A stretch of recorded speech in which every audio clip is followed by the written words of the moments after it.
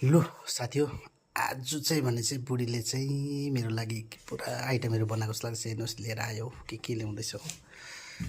वाह के हो काँक्राको सलाद रहेछ पल्लोपट्टि सजना रहेछ होइन अझै के लिनु गएको छ हेर्नुहोस् है वाह रोटी रहेछ हेर्नु नि फेरि उयो बनाएको रहेछ के अरे यो तेल उयो गराएर के भन्छ यसलाई परोटा जस्तो बनाएको रहेछ बुढी चाहिँ पाएको छु क्या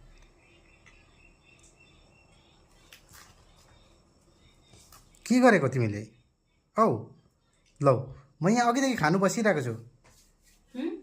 अघिदेखि मलाई पो ल्याइदिएको यो सबै सामान भएर म खुसी भएर यहाँनिर कस्तो राम्रो यो मलाई यति राम्रो आइटम ल्याइदियो भने खुसी भएको के भएको तिमी हो पकाएर पनि राख्दिनु गएर खाएर फुरुक्क ल्याएर आएर हालेर खानु सक्दैन